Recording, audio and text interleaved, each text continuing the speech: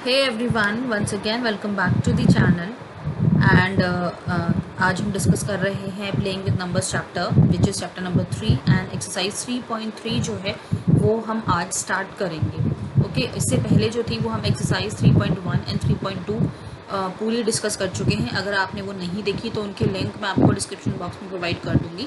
इसके अलावा अगर आप प्लेइंग विद नंबर्स चैप्टर का पूरा एक्सप्लेनेशन देखना चाहते हैं तो उसका लिंक मैं आपको आई बटन पे और उसके अलावा डिस्क्रिप्शन बॉक्स दोनों जगह आपको प्रोवाइड कर दूंगी ताकि आपको ईजिली मिल जाए। First thing. Second thing is which is very very important thing कि आज का जो टॉपिक होने वाला है एक्सरसाइज 3.3 उसके लिए आपका जो है वो प्लेइंग विद नंबर्स का जो पूरा चैप्टर एक्सप्लेनेशन है वो पढ़ना बहुत ज़्यादा ज़रूरी है। और उसमें से अगर आप पूरा नहीं भी पढ़ें तो वो वाला सेक्शन तो पढ़ना बहुत ज़्यादा इम्पॉर्टेंट है जिसमें आपको डिविजिबिलिटी रूल्स सारे के सारे बताए गए हैं। Because then only you will able to solve this exercise questions. Because इस एक्सरसाइज के क्वेश्चंस जो हैं वो मेनली बेस्ड हैं डिविजिबिलिटी रूल्स के ऊपर।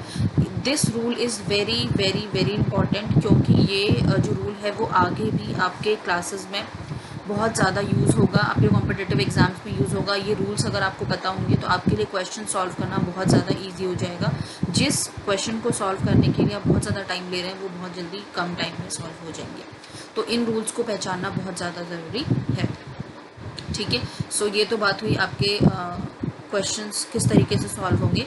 सो चलिए बिना टाइम वेस्ट करे मैं आप स्टार्ट करते हैं। ओके सो आज क्योंकि 3.3 का क्योंकि फर्स्ट वीडियो ही फर्स्ट पार्ट है तो इसीलिए हम जो है वो आज डिस्कस करेंगे question number 1। Using divisibility test determine which of the following numbers are divisible by 2, by 3, by 4, by 5, by 6, by 8, by 9, by 10, by 11।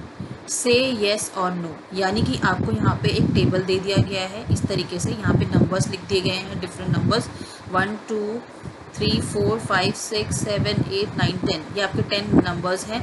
उसके अलावा यहाँ पे 2 3 4 5 6 8 9 10 11 जो है वो ये नंबर्स लिख दिए हैं, यानी कि जिनसे आपको चेक करना है कि ये नंबर्स डिविजिबल हैं कि नहीं है। उसके अलावा यहाँ पे आपको ब्लैंक्स दे दिए हैं। आपका जो मेनली काम है वो इस क्वेश्चन में वो क्या काम है कि आपको इन ब्लैंक्स को फिल करना है। फॉर एग्जाम्पल आपको यहाँ पे एक फर्स्ट वाला जो है वो आपको करके भी दिखाया गया है कि किस तरीके से जो है वो आपको सॉल्व करना है। लाइक आपको इस तरीके से अगर ये 2 से जैसे 128 की अगर मैं बात करूँ 128 2 से डिविजिबल है तो आपको क्या लिखना है येस। अब 128 को आप 3 से भी चेक करेंगे कि whether it is divisible by 3 और नॉट, तो यहाँ पे आ गया नो। ठीक है, फिर 128 को 4 से करेंगे तो येस, 128 5 से करेंगे नो, 128 6 से करेंगे नो, यानी कि डिविजिबल नहीं है। 128 जैसे 8 पे आया यस 8 से डिविजिबल है। ठीक है, 128 9 से करेंगे तो ये डिविजिबल नहीं है इसलिए हमने यहाँ पे लिख दिया नो।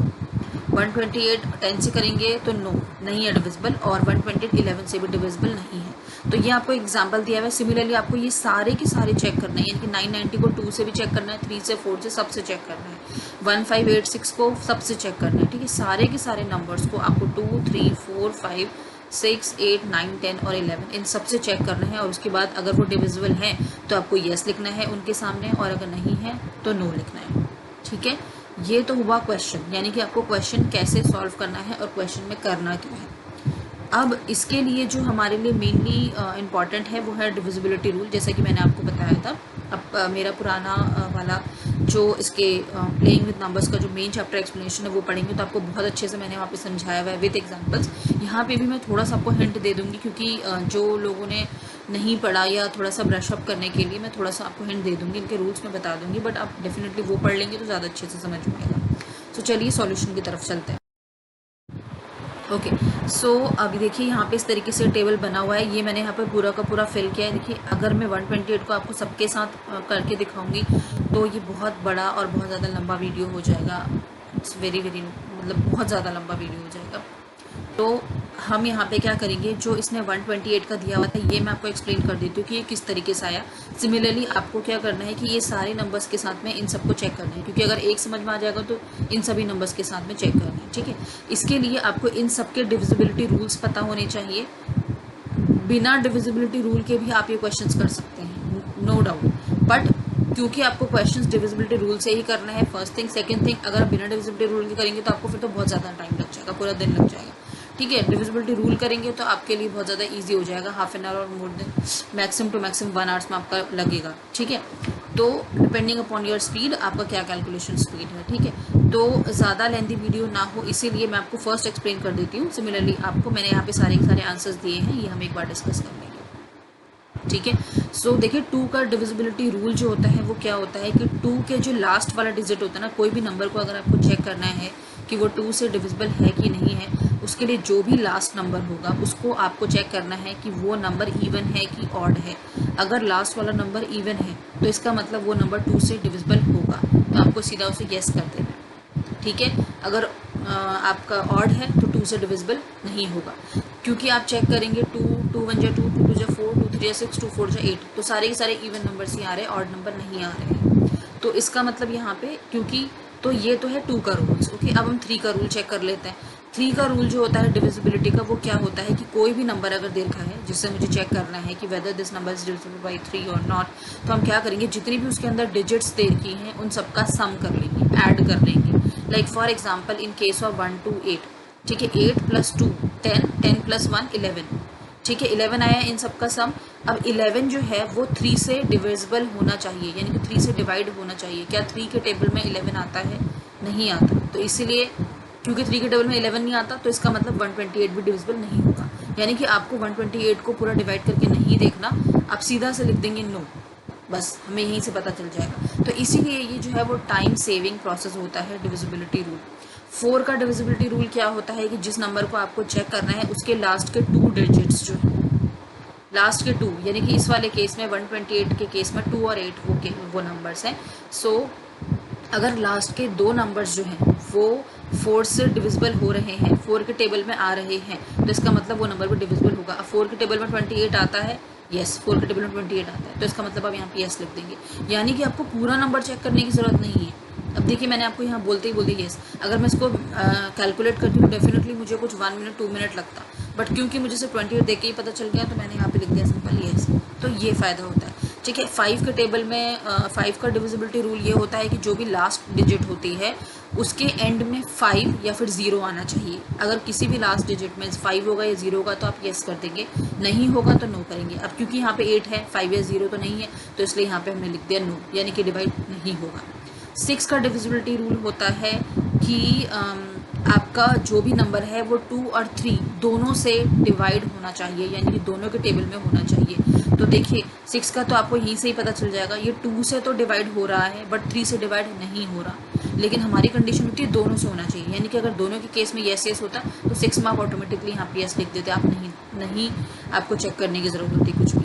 बट जैसे मैंने बताया 2 से है डिविजिबल, 3 से नहीं है, तो इसका मतलब ये दोनों से नहीं है, तो इसलिए हमने यहाँ पे लिख दिया 6 से भी डिविजिबल नहीं है, ये नो कर दिया हमने। अब आती है बात 8 के डिविजिबिलिटी रूल की। 8 का डिविजिबिलिटी रूल होता है लास्ट के 3 डिजिट्स।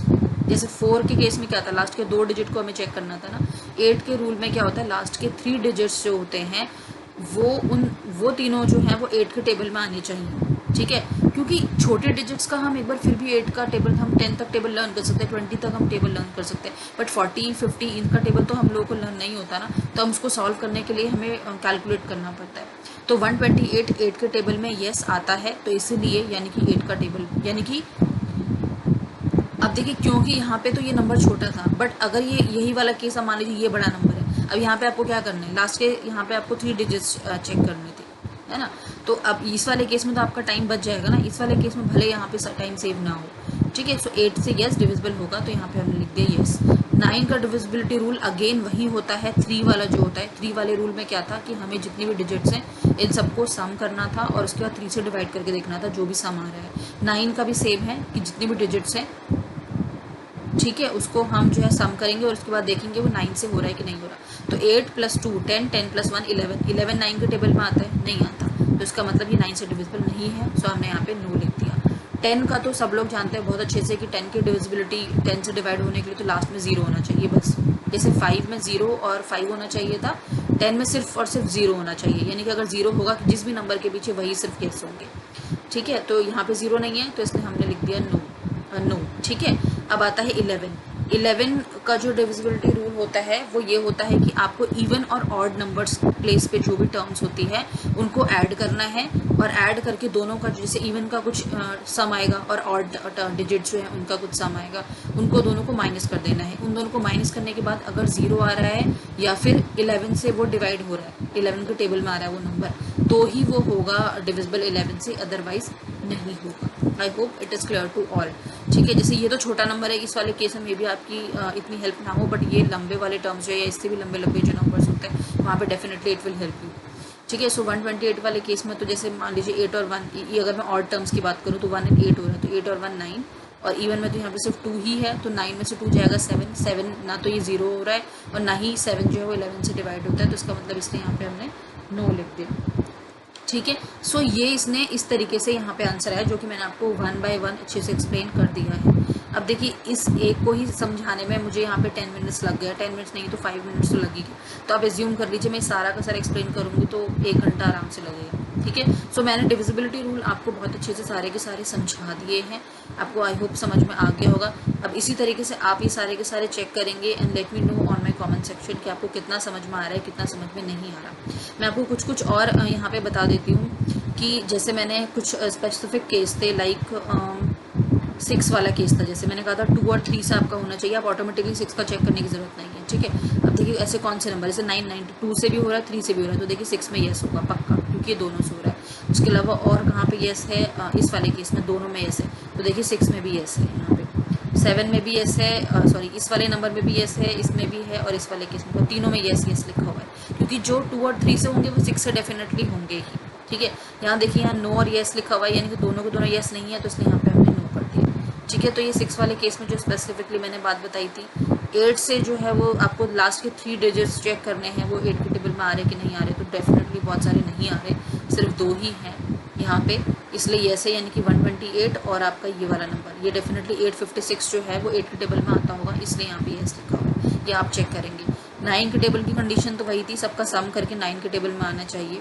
ठीक है, 10 के लिए आप देखिए 10 का जैसा आप यहीं से देख के बता सकते हैं कि जहाँ पे लास्ट में 0 होगा वही 10 से होगा, तो लास्ट में 0 कहाँ पे, यहाँ पे, यानी कि ये इसी के आगे 10 में 0 लिखा होगा, देखिए येस लिखा होगा, उसके अलावा देखिए नो लिखा है, उसके बाद यहाँ पे येस लिखा हुआ है, यहाँ पे भी डेफिनेटली लास्ट में 0 होगा, ये देखिए लास्ट में 0 है, उसके अलावा 0 कहाँ पे, यहाँ पे, और कहीं 0 नहीं है, तो देखिए यहाँ पे भी येस लिखा होगा 10 के केस में। ठीक है, सो जो चीज़ें मैंने बताई वो डेफिनेटली फॉलो हो रही है यहाँ पे, बस सिमिलरली इसी तरीके से आपको करना है। 11 के केस का मैं आपको एक और एग्जांपल बता देती हूँ जहाँ पे येस है, लाइक इस वाले केस में आपका येस है, या फिर आप आगे बड़ा नंबर ले लीजिए, लाइक ये वाला येस ले लीजिए। ठीक है, अब यहाँ पे आप सबसे पहले इवन नंबर्स ऑड नंबर्स वाला करिए, फर्स्ट टर्म ऑड होता है, तो 6 + 9 + 1, 6 + 9 कितना होता है, 15 + 1 16। ओके, अब आप इवन वाले टर्म्स में जाएंगे, 3 + 2 5, 5 + 0, तो 16 - 5 कितना होता है, 16 - 5 इज योर 11। ठीक है, तो 11 जो है वो 11 से डिवाइड होगा, तो इसलिए यहाँ पे यस लिखा हुआ है। तो मैंने क्या बोला कि इवन और ऑड टर्म्स का सम करके दोनों को माइनस करेंगे तो वो या तो 0 आना चाहिए या फिर 11 से डिवाइड होना चाहिए, तभी आपका यस आंसर होगा, यानी कि पूरा का पूरा नंबर। तो ये ज़्यादा ईजी था ना, देखिए कितना कुछ हो गया, कुछ सेकंड्स में मैंने ये सॉल्व कर दिया। बट अगर आपको मान लीजिए पूरा का पूरा नंबर बोलना होता कि बताइए आप 11 से डिविजिबल है कि नहीं, तो आप कितना टाइम लेते, मिनिमम आप 5 मिनट लेते। ठीक है, सो यही टाइम सेविंग जो होता है वो आपका हो जाता है डिविजिबिलिटी रूल की हेल्प से। सो आई होप आपको आज का वीडियो समझ में आया होगा। स्टिल आपको कोई भी डाउट है, कोई भी इशू है, आप मुझे कमेंट सेक्शन में ज़रूर बता सकते हैं। Will definitely help you, will try to help you in a different manner, in a different way. Okay, so video अगर अच्छा लगा, समझ में आया, तो वीडियो को लाइक ज़रूर कर दीजिए, शेयर ज़रूर कर दीजिए अपने सभी फ्रेंड्स के साथ में। एंड येस, अगर आपने चैनल सब्सक्राइब नहीं किया तो चैनल को सब्सक्राइब ज़रूर कर दीजिए, बेल नोटिफिकेशन ज़रूर प्रेस करिए, बिकॉज तभी आपको नोटिफिकेशन मिलेंगे जैसे ही कोई नया वीडियो अपलोड होगा। मिलते हैं नए वीडियो में, यानी कि कल क्वेश्चन नंबर 2 के साथ में। Okay, till then bye bye.